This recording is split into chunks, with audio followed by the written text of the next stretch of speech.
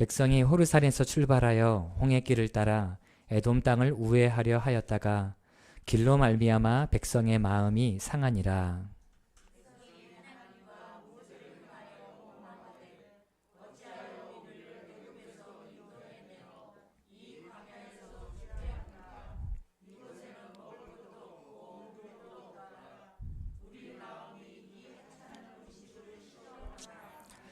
여호와께서 불뱀들을 백성 중에 보내어 백성을 물게 하심으로 이스라엘 백성 중에 죽은 자가 많은지라.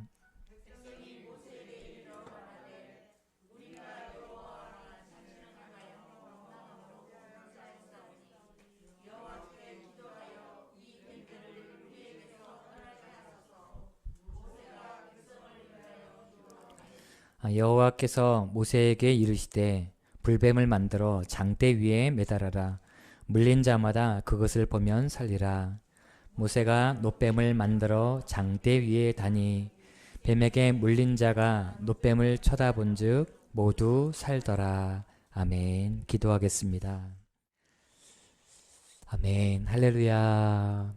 하나님은 우리의 상황을 너무나 잘 아시는 줄로 믿습니다. 우리는 때로는 우리 자신도 잘 모를 때가 있어요. 그러나 하나님은 우리의 상황과 형편을 정확하게 아시는 줄로 믿습니다. 성경에 보니까 하나님은 우리의 머리카락 하나까지 다 세심바 된다라고 말씀하셨어요. 우리의 상황을 잘 아시는 주님께서 우리에게 꼭 필요한 은혜를 허락하실 것을 믿습니다. 믿고 신뢰하고 따라가면 우리가 하나님의 일하심을 보게 될 것이고 그리고 하나님의 역사하심을 보게 될 줄로 믿습니다. 날마다 믿음 안에 굳건히 서시는 여러분들의 삶이 되시기를 축복합니다. 아멘. 개인적으로 스스로에게 고백해 보시겠습니다. 반석 같은 믿음 위에 서십시다. 한번 고백해 보실까요? 시작. 반석 같은 믿음 위에 서십시다. 아멘. 자, 오늘은 영광을 위한 순례의 길 출애굽기 말씀의 이제 37번째 시간입니다. 다음 주 마무리 짓게 되어지는데요. 오늘 말씀의 제목 한번 읽어보시겠습니다. 시작. 예수 소망. 아멘. 예수는요 열방의 소망, 우리의 소망 되신 예수 그리스도를 만나는 시간이 될 것입니다. 여러분들 저는 오늘 말씀을 준비하면서 요한복음 3장 16절 말씀이 생각이 났어요. 여러분들 요한복음 3장 16절 제가 예전에 어릴 때 불렀던 찬양이 생각이 났습니다. 숫자송인데요. 여러분들 기억하실는지 모르겠어요. 손가락으로 숫자로 요한복음 3장 16절을 찬양하는 겁니다. 제가 연습해오긴 했는데 안 들리고 잘할 수 있을지는 잘 모르겠습니다. 한번 불러볼게요. 자, 하나님이 세상을 이처럼 사랑하사 독생자를 주셨으니 누구든지 예수 믿으면 어떤 제가 보고 배운 곳에는요 멸망하지 않고 영생을 얻으리로다. 요한복음 3장 16절 이런 찬양이 있더라고요. 감사합니다. 네. 저만 배운 거 아니죠?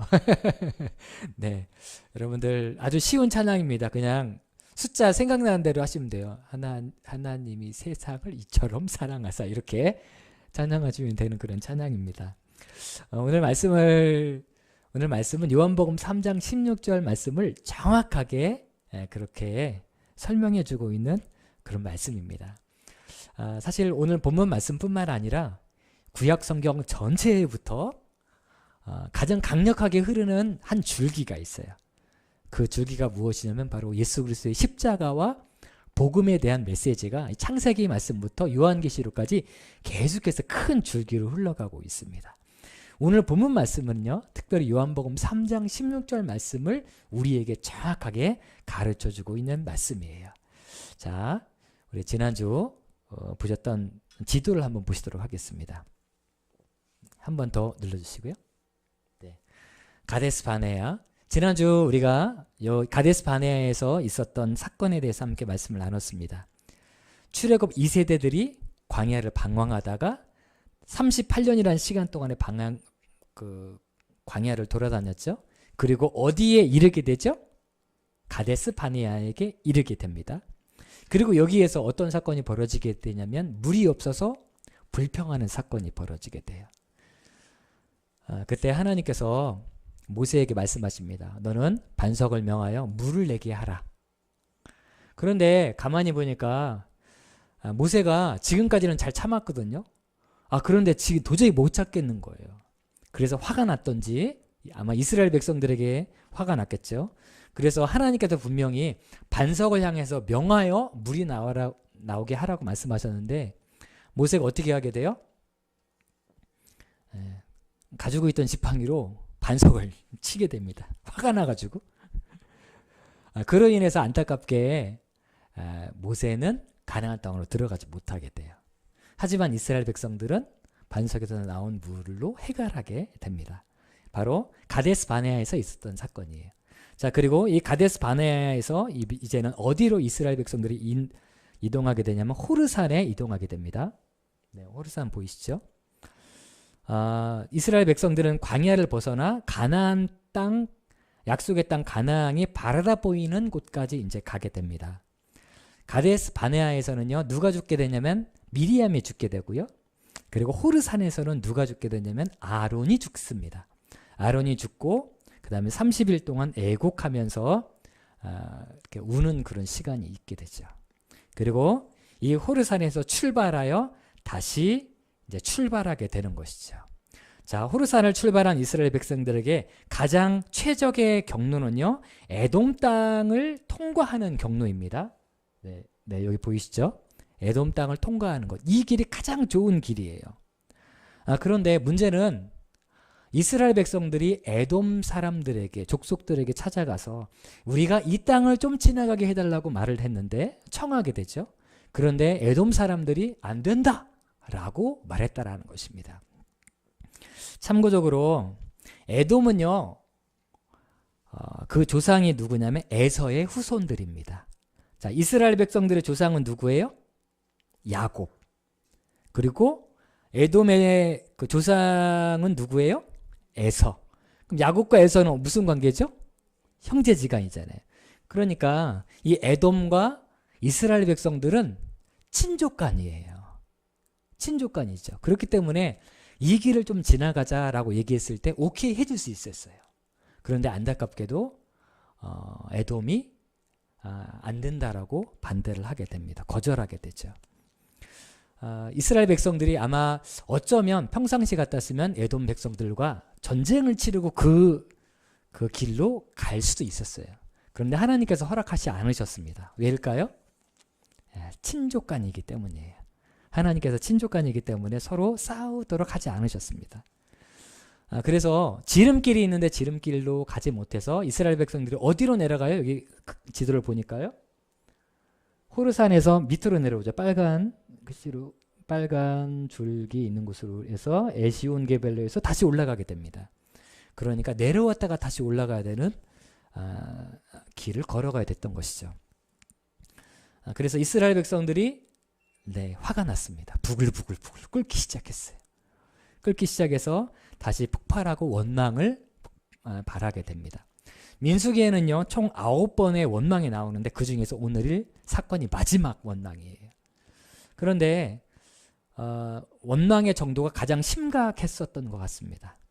그동안 불평은 누구를 향해서 보통 불평을 쏟아냈냐면 지도자들에게 불평을 쏟아냈어요. 모세와 아론에게 너희들이 왜 애굽 땅에서 우리를 인도했느냐 라고 이렇게 모세와 아론을 향해서 불평을 했어요. 그런데 오늘 읽은 본문 말씀에 보니까 이스라엘 백성들이 특히 오늘 말씀은 하나님을 향하여 원망했는데 원망하는 제목 중에 또 하나는 무엇이냐면요, 우리가 이 하찮은 음식을 싫어하노라 라고 이야기를 합니다. 하나님께서 주신 은혜 자체도 너무 싫다고 불평하고 불명, 하나님을 향하여 불평하기 시작했던 것이죠. 하나님은 오래 참으시는 분이셨는데 그 원망을 참으실 수 없으셨어요. 그래서 불뱀을 푸시게 됩니다. 불뱀이 이스라엘 진영에서 많은 사람들을 물게 되고요, 독성이 강했기 때문에 이스라엘 백성들은 불뱀에 물린 자마다 다 죽게 됩니다. 항상 한 대 얻어맞고 정신 차리는 이스라엘 백성들의 모습을 보는 것 같아요. 좀 먼저 기도하면 얼마나 좋겠어요. 그런데 불평하다가 불뱀에게 물려 죽게 되고, 그래서 모세에게 중보기도를 요청합니다. 모세가 하나님 앞에 기도하였고 하나님께 기도하니까 하나님께서 한 가지의 처방을 허락해 주세요. 그것은 무엇이냐면 장대 위에 무엇을 만들어서 달으라고 얘기하시죠?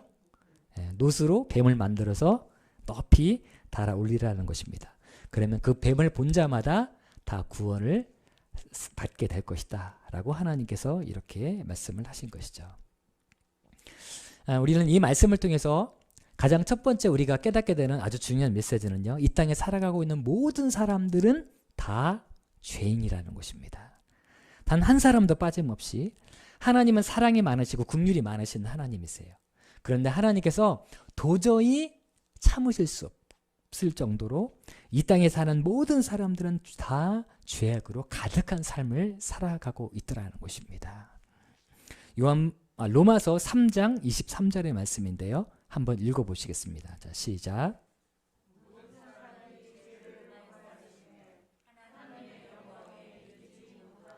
아멘.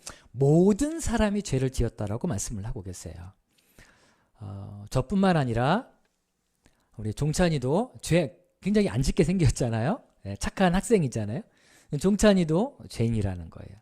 그리고 저 반대편에서 함께 예배 드리고 있는 어린아이들, 2살밖에 안 된 어린아이도 있거든요. 그 아이 자체도 죄인이라고 성경에서는 선언하고 있다는 것입니다.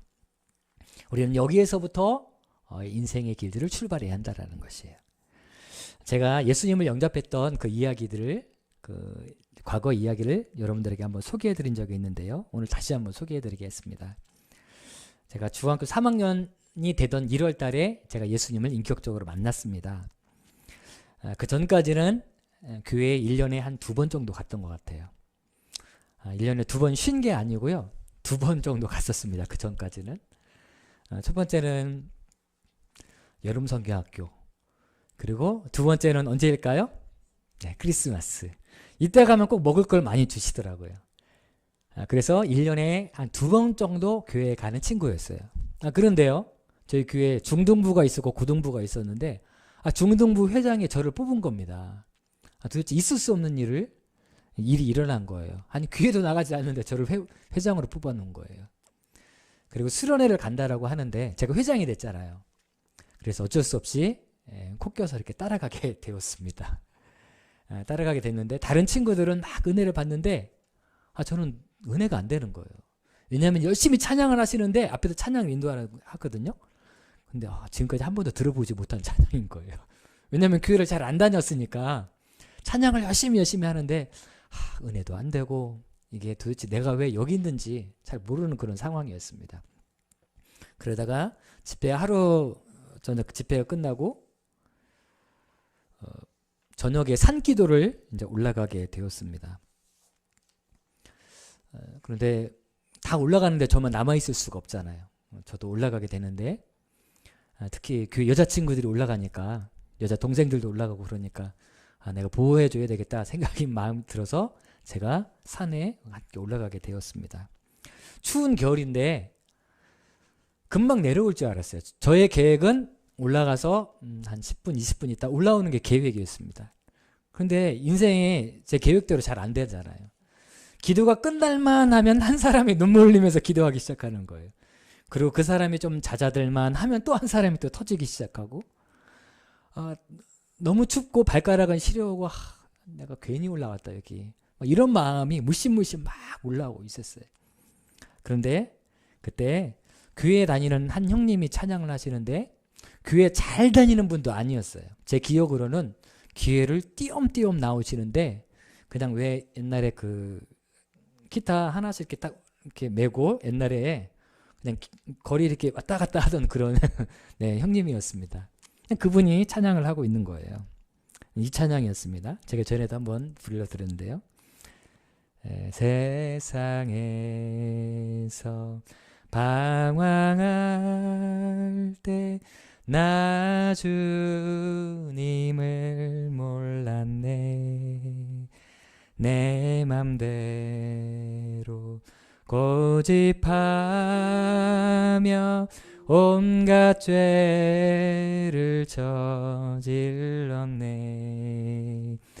예수여, 이 죄인이 용서받을 수 있나요? 벌레만 또 못한 내가 용서받을 수 있나요? 이 찬양이었는데요. 그 형님이 벌레만도 못한 내가 하는데 그 벌레만도 못한 내가가 제 가슴속으로 확 들어왔어요. 눈물을 흘리면서 계속해서 하나님 앞에 기도했습니다. 그리고 그 집회가 수련회가 끝나는 때까지 계속해서 눈물 흘렸던 것 같고요. 그리고 그 수련회 장소에서 내려온 이후에도 교회에서 예배할 때마다 한 번도 눈물을 안 흘리고 예배했던 적이 없었던 것 같아요. 계속해서 눈물 흘리면서 그렇게 예배했었습니다. 여러분들, 제가 왜 이 이야기를 해드리냐면요, 당시 저는 중학생이었습니다. 그리고 저희 집에는 컴퓨터도 없고 스마트폰도 없었어요. 즉 다시 말하면 죄 지을 만한 환경이 별로 없었다라는 것이에요. 당시에는요, 제가 중학교 고등학교 때는 논다 하는 친구들은 어디에 가서 놀았냐면, 어디에서 놀았죠? 네, PC방. 네, PC방 옛날에 없었습니다. 요즘 저의 시대 때는요, 오락실에 가서 놀았어요. 전자오락실. 그리고 조금 더 논다 하는 친구들은 어디로 갔냐면요, 안남준 군사님 어디로 가셨을까요? 네, 롤러장. 역시. 네, 롤러 스케이트장도 아니었고요, 저희의 용어로 롤러장이었습니다. 조금 논다는 그런 사람들은 다 롤러장에 갔어요. 아버지 어머니께서 저에게 누누이 이렇게 말씀해 주셨습니다. 오락실에 가면 나쁜 친구들 많이 있다. 절대로 가면 안 된다. 롤러장에 가면 나쁜 형들 엄청나게 많아. 절대로 가면 안 돼. 엄마 아버지가 신신당부했습니다. 제가 갔을까요, 안 갔을까요? 제 얼굴을 보고 얘기해 주세요. 한 번도 안 갔어요. 엄마 아빠 말씀 잘 들었습니다. 왜냐하면 갈 돈도 없었어요. 자, 그리고 여러분들, 저희 집은요, 시내에서 한참 떨어진 곳이었고요, 30분에 한 대 버스가 지나가는 그런 곳이었어요. 심지어는 저희 동네에는요, 구멍가게 하나 없었고요, 저희 집에는 옛날에는 시내에 나가서 비디오 가게에 가서 비디오를 빌려다가 집에서 보는 그런 시대였거든요. 저희 집에는 비디오도 없었습니다. 자, 제가 왜 이렇게 말씀드리냐면요, 저는 중학생이었고 참 착한 학생이었어요. 지금도 착하게 생겼잖아요, 그렇죠? 네, 아무도 안 해주시네요. 자, 저 굉장히 착한 학생이었는데요, 그런데 제가 이 찬양을 듣는 순간 세상에서 방황할 때 나 주님을 몰랐네. 저는 방황해 본 적이 없거든요. 내 마음대로 고집하며 온갖 죄를 저질렀네. 아니, 제가 죄 지을 만한 게 뭐가 있어? PC방에, 아니죠. 오락실에 갔습니까? 롤러장에 갔습니까? 제가 온갖 죄를 지을 만한 환경이 아무것도 없어요. 예수여, 이 죄인이 용서받을 수 있나요? 제가 죄인이었나요? 그때 당시? 벌레만도 못한 내가, 여기가 하이라이트입니다. 벌레만도 못한 내가 용서받을 수 있나요? 내가 벌레만도 못한 그런 죄를 지은 사람인가요? 전혀 아니죠. 우리가 이성적으로 판단했을 때는 전혀 그렇지 않다라는 것입니다. 그런데요, 제가 그날 저녁 때 하나님의 은혜가 제 삶 속에 들어오자마자 어떤 일이 벌어지게 됐냐면, 제가요, 그렇게 많은 죄인인지 그제서야 알았다는 것입니다. 제가 펑펑 울면서 하나님 잘못했습니다. 계속 그렇게 기도했어요. 회개 기도를 그렇게 많이 했습니다. 아니, 제가 룰러장 가본 적도 없고, 오락실에 가본 적도 없고, 나쁜 비디오를 본 적도 없고, 뭐 스마트폰도 없고, 뭐 있는 것보다 없는 게 더 많아요. 그런데 하나님의 은혜가 들어오기 시작하자 제가 죄인이라는 것이 깨닫게 되어지더라는 것입니다. 이것이 바로 이 땅을 살아가고 있는 사람들이 믿음의 출발점이에요. 나는 죄인이구나라는 것을 인정하는 것이 굉장히 중요합니다. 모든 사람이 죄인이에요. 자, 아이 태어났죠. 아이 태어났을 때 품에 있을 때는 너무너무 착해요. 마치 날개가 달려있는 것 같아요. 천사 같다라는 것이죠. 조금 지나면 어떤 일이 벌어져요? 동생이 생기면 엄마 아빠 안 보는 때에 툭툭 칩니다. 이렇게 한 대씩 줘박죠. 이렇게. 그리고 미운 마음, 그 마음을 달래질 못하는 그런 아이들이 많이 있습니다. 미움과 시기와 질투의 마음이 생겨나게 돼요. 여기까지 있으면 참 감사하죠. 조금 더 크면 사춘기가 도래하게 됩니다. 사춘기가 도래하면 어떤 현상이 벌어져요? 이 세상의 모든 것은 X예요. 동그라미는 없습니다. 부모님이 말하면 무조건 예 알겠습니다 라고 말하는 적이 한 번도 없어요. 싫어, 안 돼, 몰라, 내가 알아서 할게. 계속 이 말만 반복하는 거예요. 그런데 어떤 목사님이 이렇게 얘기하시더라고요. 싫어, 그 말씀이 너무너무 감사하더라는 거예요. 왜요? 평상시에 대답을 안 해요. 부모님이 말하면 대답을 안 하는데 싫어, 한마디 하는 게 얼마나 감사했는지 모른다라고 얘기합니다. 자, 천사와 같던 아이가 점점 자라가면서 삶이 이렇게 바뀌는 거예요. 자, 왜 그럴까요? 우리가 원래 죄인이라 그렇습니다. 그냥 놔두면은요, 죄 짓는 것으로 우리의 인생이 계속해서 흘러갈 수밖에 없어요. 시편 51편 5절의 말씀인데요. 한번 같이 한번 읽어보시겠습니다. 자, 시작.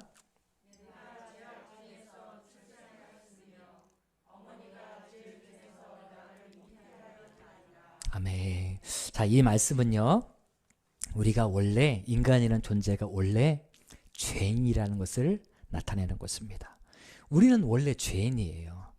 그런데 이 죄를 해결할 수 있는 방법은 높이 매달린 노뱀을 보는 것이라고 성경에서는 말씀하고 있습니다. 자, 오늘 본문의 말씀 8절인데요. 한번 읽어보시겠습니다. 자, 시작.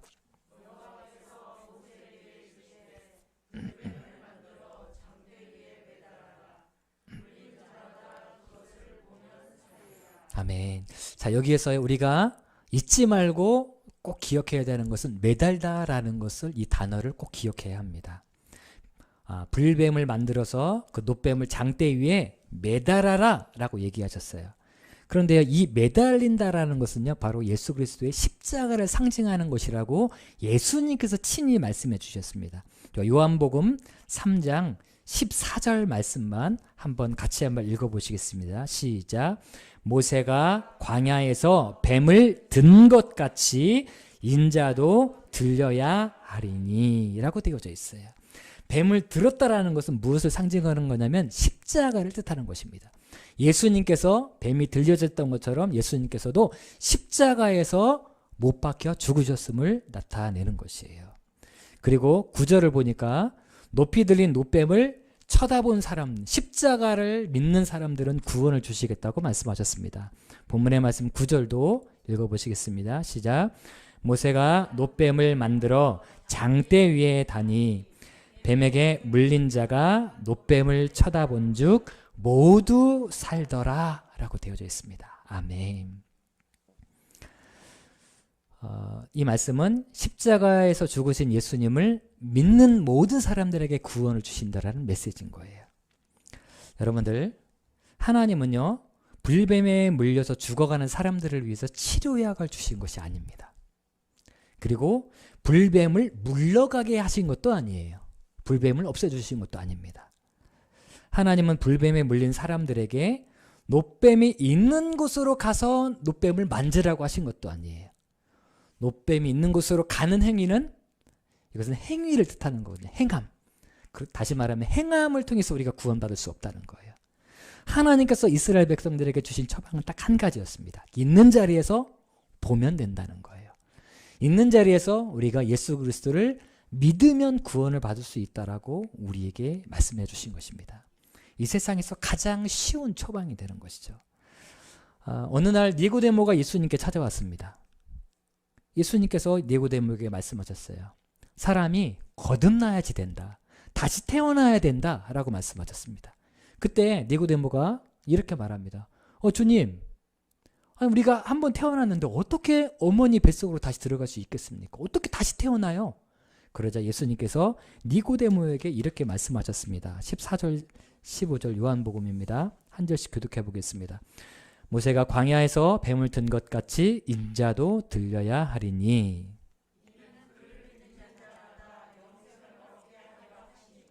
아멘. 이 말씀은요, 구약 성경에서부터 니고데모에게 주신 메시지이기도 하지만 우리에게 주시는, 이 시대를 살아가고 있는 우리에게 주시는 메시지인 것을 우리가 반드시 기억해야 합니다. 우리는 죄인인데 이 죄를 해결할 수 있는 방법은 예수 그리스도를 믿는 것밖에 없다라는 것입니다. 한 목사님께서 코로나19 바이러스가 주는 영적인 메시지를 이렇게 말씀하셨어요. 코로나 바이러스와 죄에 대해서 연관해서 이렇게 말씀하셨는데요. 제가 한번 소개해 드리겠습니다. 코로나는 눈에 보입니까? 안 보입니까? 안 보이죠. 죄도 그렇다라는 거예요. 죄도 우리의 눈에 보이지 않더라는 것입니다. 코로나는 사람이 만들었지 하나님이 만드신 게 아니라는 거예요. 죄도 마찬가지라는 것입니다. 죄는 하나님이 만드신 것이 아닙니다. 코로나는요, 사람을 파괴합니다. 영혼을 파괴하고 육신, 사람 몸속에 들어가면 육신도 파괴하죠.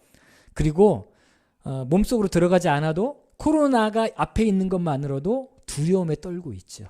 마음을 파괴하고, 그리고 지금 코로나19 바이러스 때문에 경제가 지금 파괴되고 있습니다. 그것처럼 죄도 동일한 역사를 합니다. 죄도요, 사람의 인생 속에 들어가면 사람을 파괴시킵니다. 그리고 코로나는요, 단절을 하게 합니다. 우리 지금 다 마스크 쓰고 있잖아요. 다 멀리 떨어져 앉아 있어요. 심지어는 지금 온라인으로 예배를 드리고 있습니다. 우리의 마음이 이렇게 예배를 드리고 싶지 않아요. 그러나 코로나19 바이러스 때문에 어쩔 수 없이 이런 단절이 우리 안에 있는 것이죠. 죄도 마찬가지입니다. 죄는 사람과 사람도 단절을 시키지만 무엇보다 하나님과 우리 사이를 단절을 시키는 것이죠.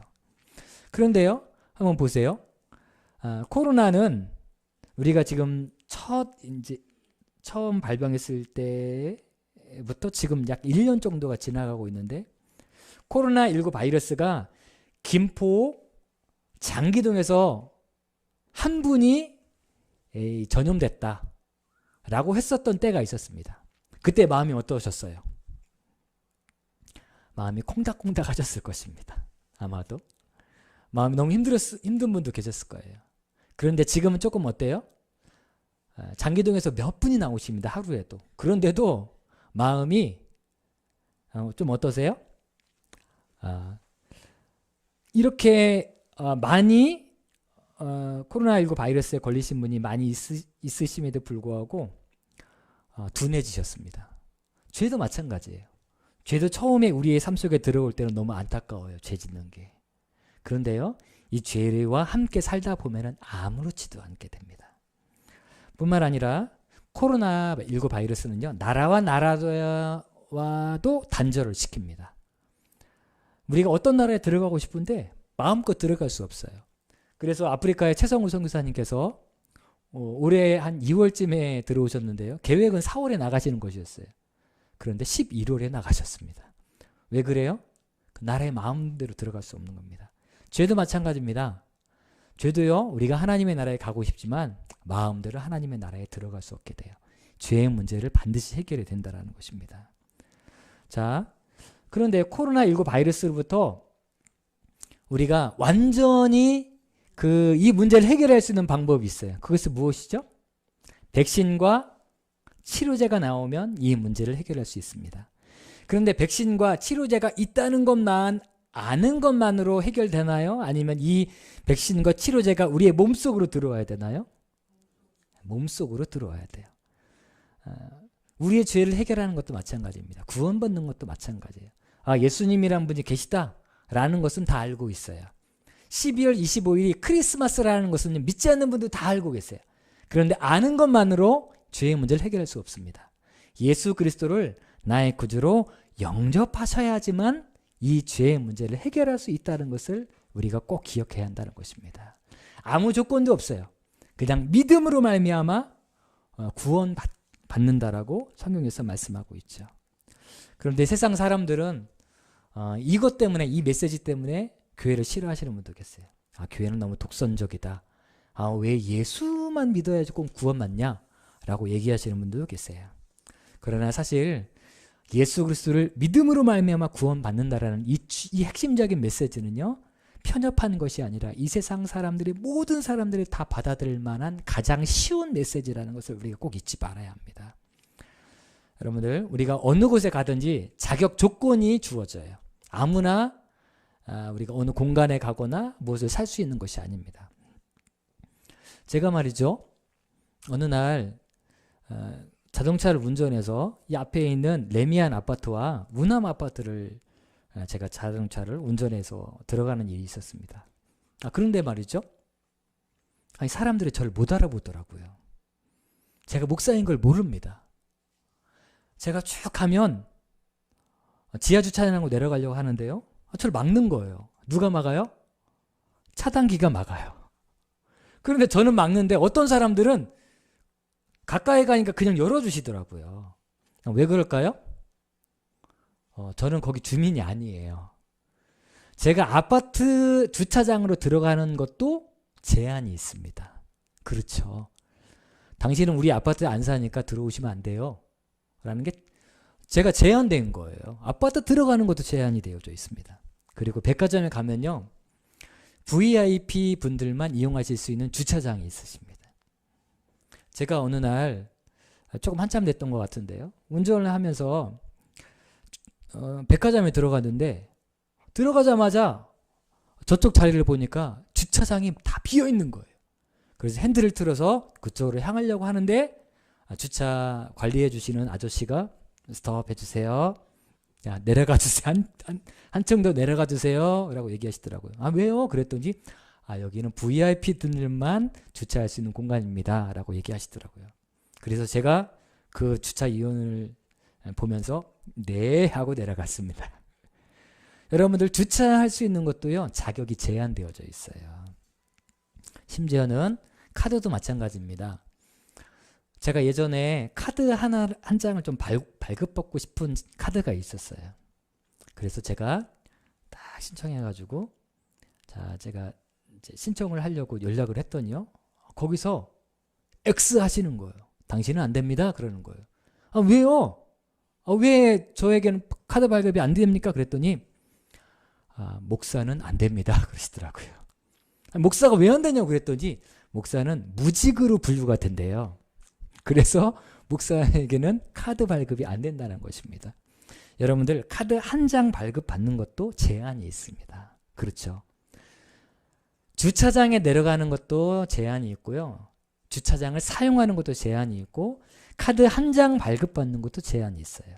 그런데 예수 그리스도를 믿고 구원받는 것에는요, 제한이 없어요. 그냥 믿기만 하면 돼요. 아무것도 하지 않으셔도 돼요. 특별히 아름답지 않으셔도 되고, 돈이 많으지 않으셔도 되고요, 특별한 권력을 가지고 있지 않으셔도 되고, 유명한 인사가 되지 않으셔도 괜찮아요. 아무런 선행을 행하지 않으셔도 됩니다. 물론 예수님을 믿으면 선행까지 분명히 가지만 구원을 받기 위해서는 아무 선행도 행하지 않으셔도 돼요. 단지 예수 그리스도를 믿기만 하면 구원받는 것입니다. 그렇기 때문에 온 세상에서 가장 편협한 것이 아니라 가장 열려있는 구원의 길인 것이에요. 사랑하는 여러분들, 하나님은요, 예수 그리스도의 십자가를 통해서 우리에게 이런 은혜를 허락하여 주셨습니다. 뿐만 아니라 이 은혜를 누군가에게도 주시길 원하십니다. 그렇기 때문에 우리가 우리 안에 있는 구원으로 인하여 감사해야 되지만, 그 구원의 기쁨을 아직 알지 못하고 있는 분들이 있다면 그분들을 향해서 안타까운 마음으로 복음을 증거하셔야 돼요. 그리고 기도하셔야 합니다. 하나님, 제 인생 가운데 어렵고 힘들 때가 있었습니다. 그런데 내가 예수님을 만남으로 말미암아 저의 문제가 해결됐어요. 그렇게 저의 삶 속에 찾아오셔서 내 삶을 바꾸셨던 것처럼 누군가의 삶에도 찾아가셔서 하나님 그의 삶도 만져주시고 치료해 주시고 회복시켜 주시고 바꿔주시옵소서. 이렇게 우리가 기도해야 된다는 것입니다. 사랑하는 여러분들, 우리가 함께 찬양하시고 기도하시겠는데요, 예수님의 사랑을 우리가 성경을 통해서 우리가 배우게 됩니다. 이 찬양의 2절에 보니까요, 나를 사랑하시고 나의 죄를 다 씻어 하늘 문을 여시고 들어가게 하시네. 이것이 바로 십자가의 사랑입니다. 이 사랑에 감사합니다. 감사합니다. 여러분 기도해 주시고 또 두 번째 기도의 제목을 가지고 기도하실 때는 이 감사의 조건, 예수 그리스도를 알지 못하는 영혼들이 있습니다. 그들 가운데 찾아가 주시고 만나 주세요. 우리 함께 찬양하시고 함께 기도하시겠습니다.